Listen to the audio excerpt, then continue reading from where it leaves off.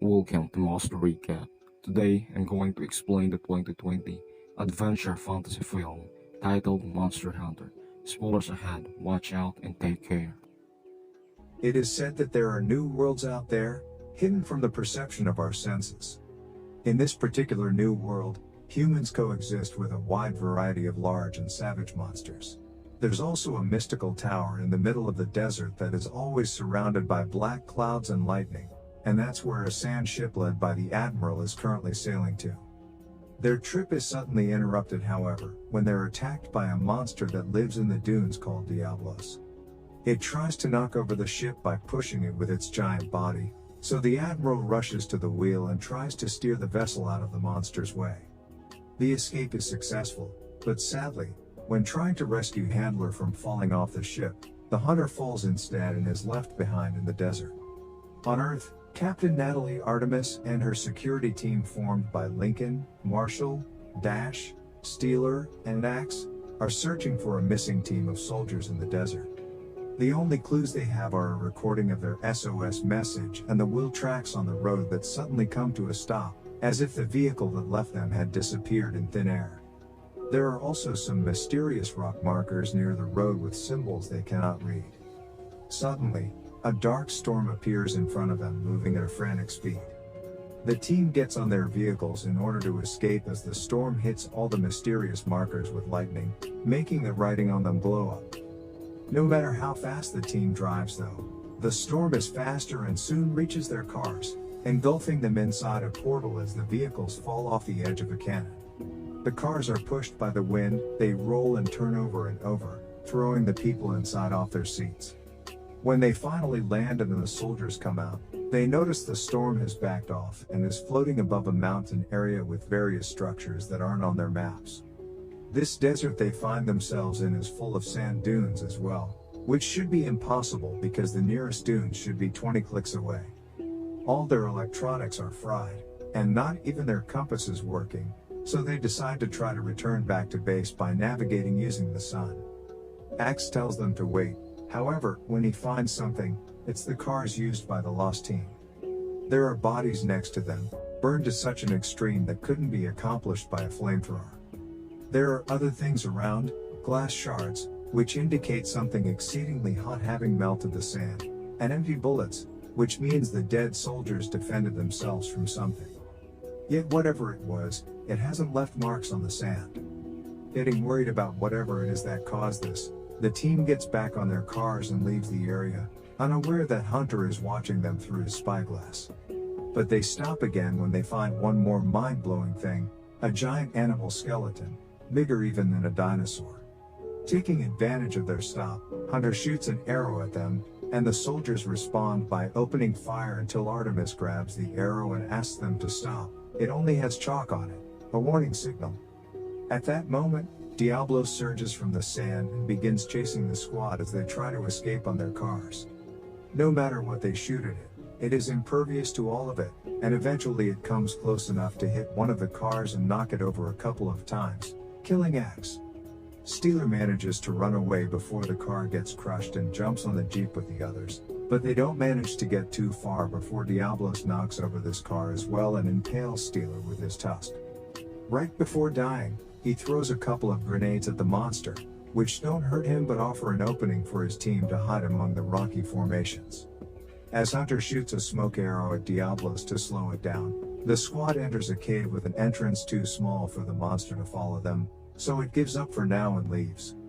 Dash starts to panic about their situation, but Artemis, as a leader, gives out orders and tells them they'll be good soldiers and survive as such.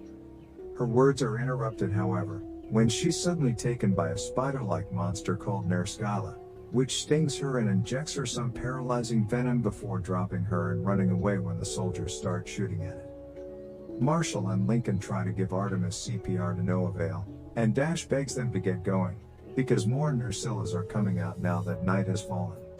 Assuming Artemis is dead, Lincoln, Marshall, and Dash leave the cave as they continue to fire at the monster with the help of Hunter, who is shooting explosive arrows from atop a cliff and must run away when a Nerskala comes after him. Dash trips and falls, delaying her group's escape, This gives one of the monsters the opportunity to attack from above and capture Marshall. While Hunter hides in his secret cave lair, Artemis wakes up, feeling rather dizzy. She can hear her teammates' screams coming from outside, but she soon is knocked out again when a nurse Skyla finds her. The next time she wakes up, Artemis is inside a cocoon in the Nursilla's nest, which luckily is thin enough for her to tear off with her bare hands. Once free, she notices she is surrounded by bones and more cocoons holding the bodies of Dash and Marshall.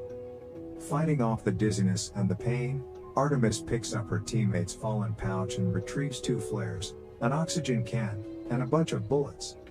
Using one of the flares as both defense and light, she walks down some kind of hallway made of spider web and is suddenly startled by Lincoln, who can't feel his arm and is suffering from chest pain.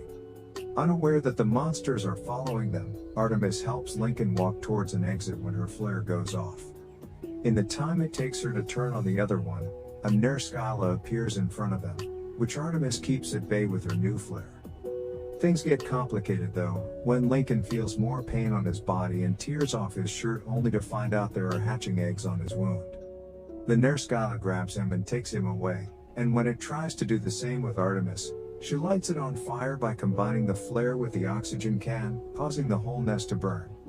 Artemis starts climbing towards the exit and she almost makes it when a nurse Skyla grabs her leg and drags her back in, so she frees herself by throwing the bullets she salvaged into the fire, making them explode. When she finally comes out of the cave, it's morning, and the sunlight prevents the Nursillas from following her. After having a freak out about the crawling sensations on her body, she cuts open a bullet she finds on the ground and pours the gunpowder on the wound on her ankle. Then she hits 2 rocks together to create a spark and ignite the powder, effectively cauterizing the wound. Afterward, she goes up the hill to get a better understanding of the area, but she only sees desert all around her and the storm that brought her here far on the horizon. That could be her key to returning home, but there's something she needs to test first. She throws a rock and throws it in the sand, causing Diablos to come out with a furious roar and leave quickly when he doesn't see her. Artemis continues her exploration of the rocky area while Hunter follows her from afar and finds a shipwreck, which for a second makes her think she may find water, but the keg only has sand in them. When she enters the remains of the ship, she's jumped on and grabbed by Hunter from behind, but she reacts quickly and begins a hand-to-hand fight. Both of them are incredibly skillful fighters that keep each other on their toes, but while Artemis manages to stab Hunter on his shoulder with his own knife, he still manages to overpower her and win the fight. After tying up her hands, he takes Artemis to his cave lair, trying to make her walk faster before night falls and the spiders come out again. Artemis falls to the ground and picks up a glass shard without him noticing before she's picked up again and taken away. At the cave, Hunter drinks some water from a special contraption he made and eats moss from the rocks, but he doesn't share anything with Artemis, and when she tries to talk, he makes her stay silent because the Nursillas are outside, trying to dig their way in. Afterward, Hunter makes a special salve for the stab wound on his chest and prays to 2 little figurines he carries with him, unaware that Artemis is only pretending to be asleep and is actually working on cutting the ropes on her wrists with the glass shard. The next morning, Hunter goes out to check on the storm and the monsters, and when he returns, he doesn't find Artemis where he left her, falling for her ambush. After hitting him and tying him up, she tries to drink from his water, but he kicks off the contraption so she can't have it. They cannot communicate because they speak different languages, so Artemis responds by destroying his little altar, which makes him furious. Hunter jumps on her and they begin to fight again, and all the moving around and rolling takes them out of the cave. Since they can't control the rolling, Hunter falls into a hole that takes him to the Nursillas' nest, but Artemis catches him just in time and drags him back up before cutting the ropes that tie him off. Trying to show she isn't his enemy, she offers him some chocolate as a peace offering, which he tries and loves the taste of. In return, he lends her his water skin, which she drinks from before following him to the edge of the hill area. There, they manage to communicate a little. They both want to go back into the storm, but Diablos is in the way. Artemis thinks they should go back to her military cars and retrieve their weapons, but Hunter disagrees. Guns are useless against monsters. Instead, he takes her to the entrance of the Nursilla's nest to explain his idea, If they can kill a spider and take its poison, they can use it to defeat Diablos. Artemis agrees, calling it using a monster to kill another monster, and reluctantly accepts to be bait. As the sun goes down, she moves to stand in the middle of the rocky area and sings an army song to attract Nerskala's attention. The plan works, and when a spider shows up, Artemis runs in the direction of the trap they had set up. The Nerskala steps on a rope that captures her, and Hunter uses the chance to jump from above with her giant sword and cut its head in half. They also cut off its stinger, which they take back to the lair before more Nerskalas come after them. At the cave, after sharing a little silly moment, Hunter explains to her that the figurines represent his family, who are now dead. The next day, they start getting their plan ready. The insides of the Nerskala stinger are wrapped around an arrow. They build a trap at the shipwreck, and Artemis is given armor and weapons to train with. One is similar to a grappling hook, the other one is a set of dual blades that can be lighted on fire when pressed together. When the time comes to execute the plan, it goes quite well at first. They release a makeshift catapult that sends a keg flying and it lands in the middle of a dune, causing Diablos to come out at a safe distance from them. Artemis and Hunter start running towards her army vehicles with Diablos chasing after them, but they are forced to stop when the monster hides under the sand. Hunter decides to act as bait while Artemis goes to retrieve her weapons, but during his run, he accidentally drops the pouch with his family figurines. When he comes back to pick it up, Diablos take the chance to come out and knock him off. Hunter wastes no time and shoots the venomous arrow right into its eye. This enrages Diablos and makes it go faster after him, but Artemis distracts it by shooting the car's machine gun.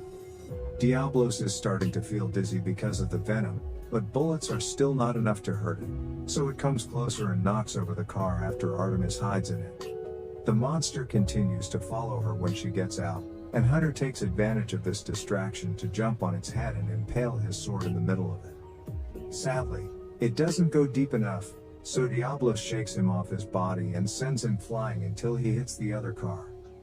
There's still a chance to finish it though, so Artemis shoots her hook at Diablos' head so when it moves, it raises her with it, helping her land on top of it. She pushes the sword and finishes what Hunter started, effectively killing Diablos at last. Since Hunter is still unconscious, Artemis picks up as many supplies as she can find from the cars and cuts off a piece of the monster's hard skin to make a makeshift stretcher and drag Hunter across the desert with her. After many hours, the wind starts picking up and gets them in danger, so Artemis puts up a tent around them and uses the emergency army kit to keep his heart beating. The sandstorm eventually goes away, leaving them buried in sand, but thanks to the tent, they both survive and easily get out of the resulting dune. After another long walk, Artemis and Hunter make it to an oasis, so they decide to stop to take a break. The area is populated with tortoise-like creatures called Apsaros, which Hunter explains are herbivores, so they don't need to fear them. When Artemis comes closer to the water to drink, another monster called Cephalus comes out of it to attack her, but Hunter kills it with a swift swing of his sword to later roast it over a fire. Night falls after the pair have had their dinner, and they are startled by a sudden fire burning the oasis. There's another monster attacking, one bigger than all the ones they've seen so far, Rathalos, a fire-breathing wyvern. A group of scared Apsaros comes in a stampede, trying to escape from Rathalos, and Hunter manages to sneak away, but Artemis falls to the ground in the middle of them. She thinks she's going to be crushed when suddenly, a figure appears in front of her. It's the Admiral, swinging a sword on fire to keep the Apsaros from coming closer. Artemis stands up and activates the fire on her dual blades to follow his example while Hunter makes it to the edge of a cliff. He also almost gets run over if it wasn't for Handler, who appears hanging from a rope to pick him up and take him away from the edge. When all the Apsaros are gone, Artemis thanks the Admiral for his help, and he surprises her by speaking English right before knocking her out with a punch. She wakes up moments later inside a cage in a ship while the Admiral's crew watches her. They're sent away by Hunter, who obviously feels guilty about her confinement, but there's nothing he can do about it. After he's gone too, Artemis notices there's a hatch on the floor of her cage, so she uses the bench to destroy the lock, open the door and sneak into the kitchen. When she tries to steal a knife, She's startled by the Admiral's cat-like companion and official chef, the Palico, who doesn't let her take anything. It is then that Hunter arrives with good news: Artemis is free now. He takes her to see the Admiral, who apologizes to her for the misunderstanding and removes her shackles before explaining why he did so in the first place. The Admiral is afraid of her world and what it could do to this one. Artemis isn't the first one that has crossed over, and it was from previous visitors that he picked up her language. The thing responsible for all this is the Sky Tower, which lies at the peak of the mountain surrounded by the storm. It's a remnant of an ancient civilization, pretty advanced and dangerous. These ancients knew how to travel between worlds, but they're extinct now because technology turned on them, and the Admiral suspects Earth may have something to do with it. They're on their way to investigate the tower, but Rathalos is a dangerous obstacle. The Admiral proposes that if Artemis helps them defeat them, they'll help her get home in return, so of course Artemis accepts. The crew leaves for the mountain at dawn, and they make it to the tower after a long, arduous climb. The Sky Tower is standing on lava, and they think that's what powers it, allowing it to control the storm and create a gateway to a world which looks rather unstable. As soon as they take some steps towards the tower, they find glass shards on the ground, meaning Rathalos is close. After the Admiral reminds them the Wyvern is weak right before it breathes fire, the team splits and gets ready to fight. Rathalos burns some of the members of the crew before landing between them and the tower. The Admiral is the first one to go after it, with Artemis and Hunter following him closely, all of them having their weapons on fire to be able to do any damage. Other crew members try to help as well, but Rathalos pushes them away while the tower starts lighting all the special markers around it, matching the ones Artemis had seen in her world. While they do manage to land a couple of hits, their damage isn't enough to take down the creature. Rathalos chases Artemis with fire until she's forced to jump off the cliff, only to fall into a portal and land back in her world. An army rescue group appears to help her, claiming they've been looking for her unit for a while. After putting her on a stretcher and taking her to their plane, they take off, but they don't manage to go too far. The storm appears above them again and Rathalos comes flying into this world. The monster destroys the plane and makes it crash before going after the other vehicles. Not being bothered by the shower of bullets, the soldiers are shooting at it and killing them all by breathing fire on them or even eating them. Artemis, who's managed to survive the crash, sees all this and comes up with a plan. After grabbing 2 flares from the wrecked plane, she runs towards Rathalos and shoots her hook at its wing, stabbing it with his knife when she is dragged closer. This enrages the beast, which is about to breathe fire on her for what she did. Artemis uses this chance to light the flare on fire, burning her hand on the process, and tosses it into Rathalos' open mouth, burning it from the inside. Sadly, this is still not enough damage to kill the monster.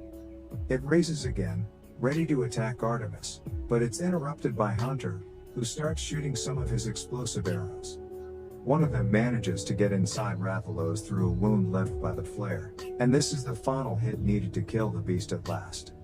The Admiral arrives after that, telling her they came because they couldn't let the monsters destroy her world. The Sky Tower has opened another portal, and there is a creature called Gormagala on top of it, so Artemis decides to go back to the other world with them to destroy the tower and end this cycle once and for all.